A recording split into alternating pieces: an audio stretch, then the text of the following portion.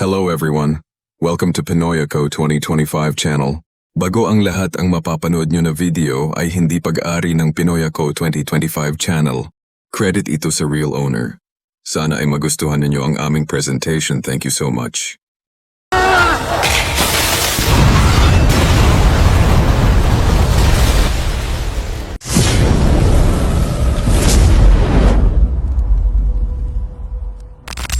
Abangan ngayong Lunes, ika-14 ng Hulyo, isiniwalat na nga ni Olivia ang baho ng pamilya Guerrero sa taong bayan na ang pamilya niya umano ay mga magnanakaw at higit sa lahat mamamatay tao. At sa kabilang partido naman, ipinapalabas ni Rigor na pinatay ni Tanggol ang kapatid nitong si David. Samantala, pinaalalahanan naman ni Tanggol si Fatima na hindi niya kailangan gawin ito, dahil laban niya ito. Hindi naman papayag si Fatima dahil laban na rin umano niya ito dahil pinatay ni Miguelito ang pamilya niya. Isiniwalat rin nga ni Fatima kung gaano kasama si Miguelito, dagdag pa nito na saksi siya kung paano patayin ni Miguelito ang kapatid ni Tanggol na si David. At dahil umano sa nasaksihan niya at nalaman niyang mga sikreto ng pamilya Guerrero, pinapatay nito ang pamilya niya. At habang nagsasalita nga si Tanggol, sinamantala nga ni Santino ang paglalagay ng bomba sa ilalim ng stage, kaya nung matapos si Santino, agad inutos ni Lucio na pasabugin na ito. Sa pagpapatuloy ng nakaraang episode nitong Biyernes, ika-11 ng Hulyo, hindi nga mapakali ang matandang Guerrero sa mga naiisip nito, dahil umano hindi lang mga tao sa labas ang kalaban niya, dagdag pa nito. Kung totoosin, mas gusto pa nitong makitang magdusa at mamatay si Pilar dahil sa pagtataksil nito sa kanya, pero di umano meron oras para dyan, wika pa nito na dapat kong unahin ang mga kalaban ko sa politika, sila Tanggol. Saka ko nalang ililigpit si Pilar. Paghahandaan ko ang isang matinding paniningil. Samantala, wika naman ni Pilar sa sarili na hindi na niya umano hahangarin na maintindihan pa ni Gustavo ang nagawa niya noon. Matagal na kaming may puot sa isa't isa, isang tao na lang ang makakapagparamdam sa akin na nakabawi ako kay Gustavo, si Matilde, babawiin ko ang yaman ko sa kanya, at papatayin ko siya sa harap mismo ng aking asawa. Sa kabilang banda, naaalala nga ni Alfredo ang mga panahong maayos pa sila ni Tindeng, mga plano at pangarap na kasama siya.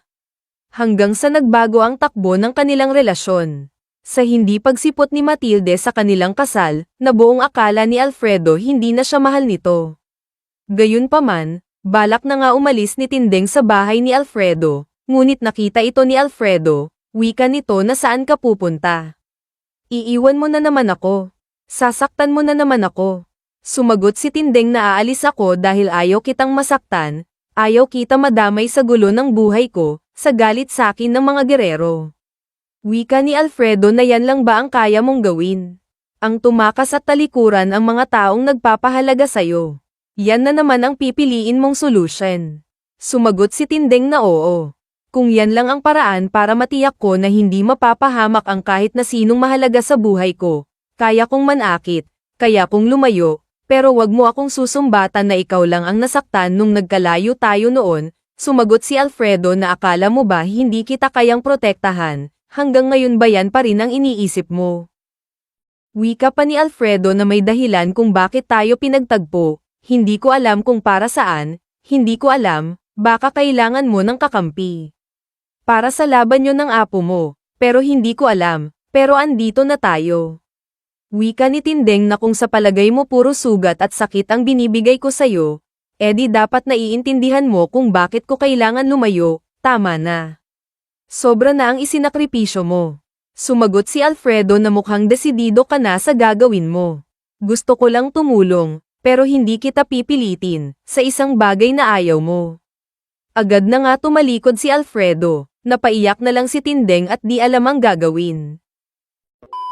Sa kabilang banda, natanong nga ni Olivia si Don Julio kung sasama umano ito sa meeting de avance. Sumagot naman si Don Julio na oo anak, hindi ko papalagpasin ang pagkakataong makitang maupo sa City Hall ang isang Montenegro, kailangan buo ang suporta nating lahat, wika ni Olivia na gusto ko ring tumulong pa, pero mainit pa rin ang dugo ni Ramon sa akin, pati na rin ni Marites, dagdag pa nito na hindi makakatulong sa kampanya natin kung watak-watak ang pamilya, sagot ng ama na talagang matigas ang ulo niya ni Ramon.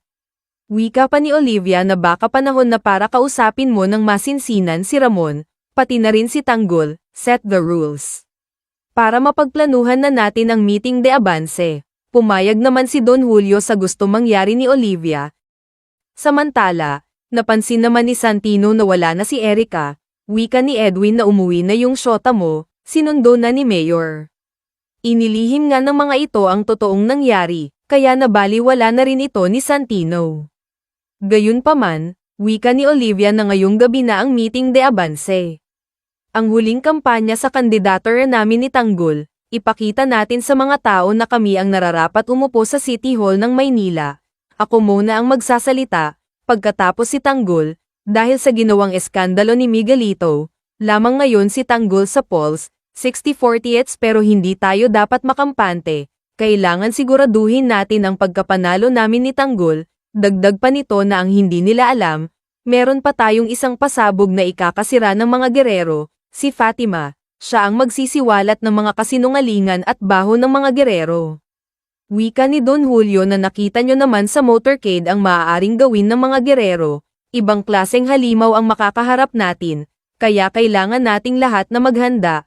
Tugon naman ni Ramon na nagpadagdag na ako ng mga tauhan para sa kaligtasan ng lahat, wika ni Enteng na nahak na rin ang lahat ng CCTV para madaling makita ang kainahinalang tao sa pagtitipon.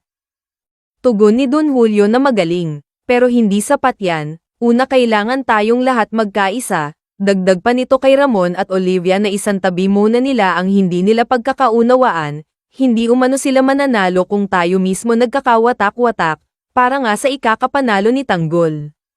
Isasantabi muna ni Ramon ang galit nito kay Olivia, wika rin ni Don Julio kay Tanggol na sa kanya nakasalalay ang pangalan ng mga Montenegro, ipanalo mo ito apo. Sumagot si Tanggol na wag umano ito mag-alala, dahil gagawin niya ang lahat para manalo. At nangako rin ito na pagkatapos ng eleksyon na ito, Montenegro na ang mauupo sa munisipyo. Hindi na muling makakabalik ang mga gerero, dagdag pa nito na wala nang maghahirap na mga tao, wala nang mga pamilyang mamamatay sa kamay ng mga gerero, at gagawin ko ang lahat para maipaghiganti ko si David, sisiguraduhin ko na ako ang magiging mayor ng Maynila, wika ni Don Julio na ano pang hinihintay natin. Kumilos na tayo, bilang na ang araw ng mga gerero. Sa kabilang banda, nagsimula na nga ang kasiyahan sa partido ng gerero. Una nga sumalang sa stage ay si Jackie Guerrero, agad itong nagpasayaw ng sikat na jingle song ni Miguelito sa mga supporters nito. Samantala, wika nito kay Sandy na hindi umano siya happy sa audience nila, ba't ganyan? Ba't ang nipis? Sumagot si Sandy na andito na po yung hinakat natin, tugon ni Jackie na dagdagan pa umano niya at maghanap pa siya. Dumating na rin nga si Miguelito. Sa kabilang banda, utos nga ni chairman na maging alisto sila at kapag may nakita silang kainahinala, e-report umano nila kaagad. Wika pa nga nito kay Roda kung darating si Tanggol. Sagot ni Roda na oo naman. Kahit naman may nangyari sa pamilya niya, hindi naman niya ugaling mang-iwan sa gitna ng laban. Sobrang ang init ng pagtanggap ng mga tao kay Tanggol, kaya napakasaya ni Don Julio, dahil umano talagang lamang na siya kay Miguelito. Wika ni Tanggol na hindi niya umano inaasahan na ganito kainit ang pagsuporta sa kanya ng mga tao. Wika pa nito na matagal na silang naghihirap at pinahirapan ng mga gerero. Pinapangako umano niya na kapag nanalo sila, ito na ang katapusan ng mga gerero. Sa pagbabanga ni Tanggol ng sasakyan, napakaraming tao ang bumabati dito. Samantala, wika ni Roda na nabalitaan umano nila ang pagkamatay ni David, kaya tanong nito kung sino ang pumatay sa kanya. Sagot ni Tanggol na si Miguelito Guerrero, kaya wika ng mga kasama ni Tanggol na umasa ka na sasamahan ka namin sa labang ito, sama-sama nating palalayasin ang mga gerero sa City Hall. Nagpasalamat naman si Tanggol sa lahat ng tulong nila, na kahit namatayan na sila, hindi pa rin umano sila nang iiwan, pangako nito na magtutulong-tulong sila para mapalayas nila ang mga gerero dito sa Maynila. Tugon ni Roda na asahan mo Tanggol na kasama mo kami hanggang sa huling-huli ng laban na ito, nasa likod mo kami, walang iwanan. Samantala, napasok na nga ni Enteng ang lahat ng CCTV sa lugar, Tumawag nga si Divina Kile Enteng at sinabi nitong siguraduhin nilang walang makakaligtas sa mata natin at lahat ng papasok dyan dapat makita natin. Baka isa dyan tao ng mga gerero, tiyak magbabalak yan gumawa ng masama. Tugon naman ni Owing na wag kayo mag-alala Boss Divina, nakahanda kami. Wika rin ni Madonna na handa naming protektahan si Tanggol kahit na anong mangyari. Sa kabilang banda, nag-uusap nga ang mga gerero tungkol sa plano nito sa mga Montenegro.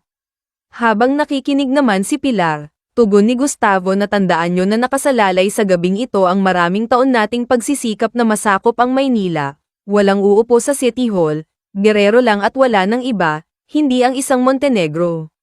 Samantala, naghahanda na nga ang konsehal ni Tanggol para magtungo sa stage. Nag-aalala naman si Don Julio dahil umano wala pa itong si Olivia.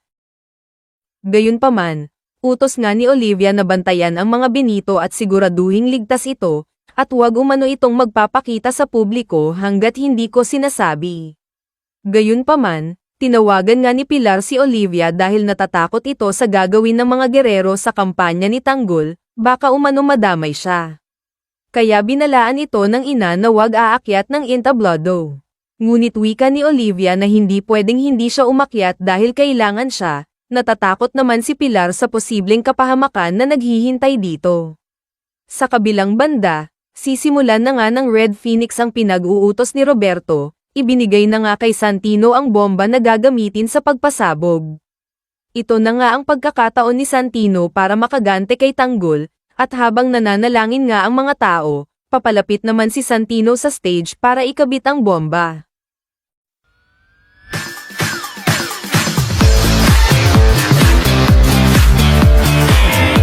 Please follow, subscribe at iSharing Aiming account.